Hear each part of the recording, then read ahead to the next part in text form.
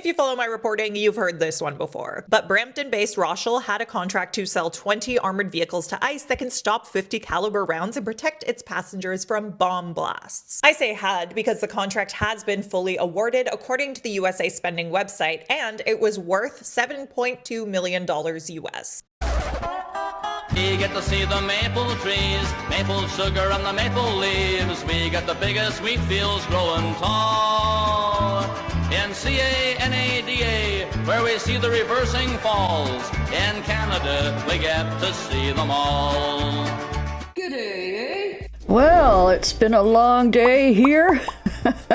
6 hours of streaming the anti-ICE protest, the national strike across America. But Canada's not been slouching either. We've been out there protesting too. And pressure works, my friends. If you saw my video yesterday, it was all about some Canadian billionaires who have been trying to profit off this whole ICE monstrosity. And among them were the Pattison Development Group, who have a property, a warehouse in Virginia that they made a deal with ICE to take over and turn into a processing center. But there was great outcry from Canada. Blowback against ICE has forced a BC Billionaires company to cancel a deal with the U.S. Department of Homeland Security. In a one-line statement, Jim Pattison Developments says the transaction to sell our industrial building in Ashland, Virginia will not be proceeding. Yasmin Renea has been following this story since it broke earlier this week. You're now here with us. And I mean, there was supposed to be a protest planned against the possibility of this sale. So what is being said here in British Columbia about this now? Yeah, people were supposed to go to Pattison HQ in downtown Vancouver, and they say they will still gather, but right now they will commemorate the deal not going ahead. As you said, Sarah, Jim Pattison Developments has not explained why the deal is not going through. They just put out a one-line statement, and there's been no response from DHS. But protesters say they're crediting themselves for putting pressure on the company. Here's more from one of the organizers of the protest. This is a celebration. This is why we do this. This is why it's important for Canadians and Americans and all who believe in democracy to keep the pedal to the metal with nonviolent, law-abiding protest. Interestingly, one Vancouver ad agency who had paused working with Pattison Developments and Pattison Group says they are still not ready to resume working with the company because they have not provided a rationale for the reversal. Even from employees at their main branch here in Canada, Save On Foods Groceries and Buy Low Groceries. I was absolutely ashamed when I heard about the contract that Hootsuite had with ICE. Mike Tan was one of Hootsuite's first employees. He credits his career to that experience, but since he moved on in 2015, he says decisions like the $2.8 million US contract they've entered into with the DHS have left the company unrecognizable. When we started this company, when we grew this company to what it is, it's that there were certain values, Canadian values, that were just so important to us. Hootsuite became a big deal when it was used as a tool for journalists and citizens to organize in the Middle East, and it blew up overnight because of that. So Hootsuite became a success because of enabling democracy. After a number of civilian deaths at the hands of ICE agents, most publicly those of Renee Good and Alex Preddy in Minneapolis, those calling for Hootsuite to cancel its contract say working with the U.S. federal agency in any capacity is immoral. Even if they're only rehabilitating the image of ICE, I think that Canadians disagree with that. ICE is even killing people, and yet they're doing business with them. Lots and lots of angry people, and he has now canceled that deal. So, pressure works. It works, folks. And being visible and loud.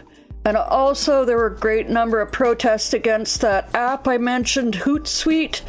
I really have to give props to Rachel Gilmore for doing a dive on all of this, and as well as Globe and Mail and other media that have been covering these stories. Do you want to know which Canadian companies are profiting off of ICE and Trump's violent mass deportation regime? Well, I basically spent the last 3 days like a little research goblin, and boy, do I have some news to share with you. See, when ICE started murdering innocent people, rounding up families, and taking children away from school, I got angry. When I get angry, I research. So I tracked down Canadian companies that have open or recent contracts with the US Department of Homeland Security. Several of these use the US branches of their companies as their listed address on the USA spending websites, which actually had the effect of hiding them from the maps that are circulating that plot Canadian companies profiting from ICE's cruelty. But like I said, I got angry. So here they are. Starting with one you've probably already heard of, Garda, aka Garda World. This is a Canadian security giant based in Montreal, and they were contracted for work on the Florida detention center dubbed Alligator Alcatraz. How much? Well, we know that they were awarded nearly $8 million for that specific work. They also got $250 as the minimum obligation for the task order that allows it to participate in the sourcing vehicle for, quote, emergency detention and related services for aliens in immigration and customs enforcement custody in response to the border emergency. Yes, the Canadian government has granted millions of dollars worth of contracts to Garda and its related companies. Garda did not respond to a request for comment. Next up, JSI Telecom. They are an Ottawa-based tech company that, as first reported by the Logic's David Reevely, provide wiretapping tools to ICE. So how much did they get from the US Department of Homeland Security? At least $7.3 million with a total $23.4 million potential award amount. According to the contract summary on the US government's website, the contract deals with, quote, purchase operations and maintenance support for Homeland Security investigations, including the, quote, digital collection system used for court-ordered wiretaps of electronic communication to assist in investigations. As for whether they get Canadian government money, yes. But as for JSI Telecom, they did not respond to a request for comment. Vancouver-based Hootsuite has a pilot project underway with ICE, which, according to exclusive reporting from the Globe and Mail, has seen the company have discussions of, quote, monitoring conversations and sentiment on social media related to the agencies, including talk of ICE enforcement actions in specific cities and public perception of the Customs and Border Protection Commissioner. On top of that, Seneca Strategic Partners LLC has a contract with DHS for, quote, social media management platform Hootsuite and support services. How much are they making? Well, the pilot project is worth $95,000 US, according to the Globe. The Seneca Strategic Partners contract has a current award amount of $1.1 million US with a potential award amount of $2.8 million US. Hootsuite has gotten Canadian government money, but they haven't gotten any contracts over $10,000 Canadian since 2022. The company did not respond to a request for comment. If you follow my reporting, you've heard this one before. But Brampton-based Rochelle had a contract to sell 20 armored vehicles to ICE that can stop 50 caliber rounds and protect its passengers from bomb blasts. I say had because the contract has been fully awarded according to the USA spending website, and it was worth $7.2 million US. The company did not respond to a request for comment. Thomson Reuters. Headquartered in Toronto, the technology and media giant has 3 active contracts with the US Department of Homeland Security. One, awarded in 2021, covers a, quote, law enforcement investigative database subscription. Another, awarded in 2023, is for, quote, risk mitigation services. A third, awarded in 2025, is for a, quote, maritime analysis tool and, quote, subject matter expert support services to support the Homeland Security Investigations Operation National Initiative for Illicit Trade Enforcement Program. Together, the 3 contracts are worth a potential $31 million US. And yes, Thomson Reuters has received hundreds of thousands of dollars in federal government contracts since 2022. They did not respond to a request for comment. Waterloo-based Magnet Forensics has at least 7 active contracts with the Department of Homeland Security. This includes ICE subscriptions to Magnet Forensics Gray Key technology, a phone hacking and unlocking device, specifically for, quote,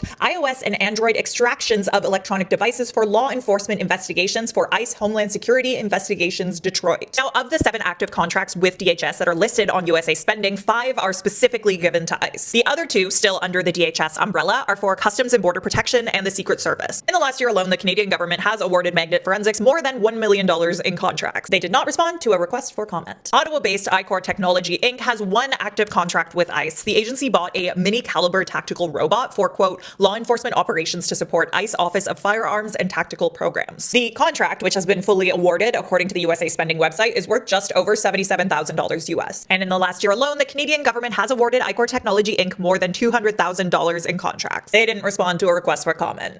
Noticing a theme? Montreal-based CGI Inc., founded in the 1970s in Quebec City, has grown to be one of the largest IT firms in the world. And the company's US-based arm, CGI Federal, has 15 active contracts under the DHS umbrella. Of those, 2 are specifically with ICE, providing what appears to be asset management software. The 2 active contracts that ICE has awarded to CGI Federal add up to just over $319,000 US. If we include the potential award amount, that figure balloons to more than $460,000 US. And if you add in all 15 DHS-related contracts, CGI Federal is raking in more than $104 million US in active contracts alone. The Canadian government has given CGI nearly $8 million in contracts in the last year alone, and CGI Inc. did not respond to a request for comment. Last but not least, as a little bonus, ATCO Frontec is not profiting off of ICE. This Calgary-based company shows up on a widely shared map that says it's showing companies working with ICE. The relevant listing is extremely vague, and related information indicates it's a Department of Defense indefinite delivery, indefinite quantity contract, specifically awarded through the Navy. In September, CNN reported that DHS was funneling $10 billion US through the Navy to help facilitate the construction of its migrant detention centers across the US. But here's the thing, this shows that no money has changed hands yet. And unlike the others, ATCO actually responded to my request for comment. They said that while they're an approved vendor for the Navy under this specific contracting and procurement vehicle, quote, we have not and do not intend to bid on any ICE detention contracts. So there you have it. That's what happens when I get angry. What do you think of all of this? She's doing a fantastic job. So go over to her channel, give her some love, and let's keep on pressuring them. There's more of us than there are of them. Hey, yeah, you. Before you click away to watch someone unbox a tactical toothbrush, let's talk about something real. Political Drain isn't just another content mill. We're a digital front in a very real war. Not with bullets, but with ideas, with action, and with solidarity. We pair urgent news with critical education. And we build community around actual resistance, not the hashtag kind. The kind that moves. But here's the thing. None of this is free. It isn't. Behind every video is time, labor, research, and some weird guy asking if we're gonna pay the hosting bill. And yeah, some of that money goes to things we can't necessarily say out loud.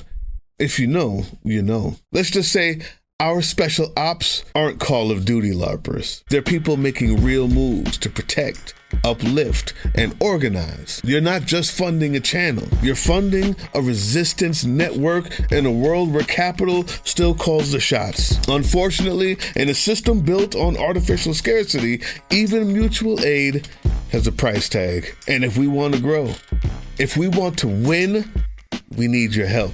We need your help. So if you've got even a few bucks to spare, toss it our way.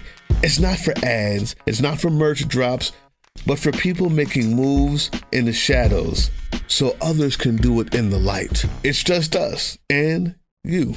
So fund the mission, fund the fight, fund the future, because nobody's coming to save us. We save each other. That's how this works.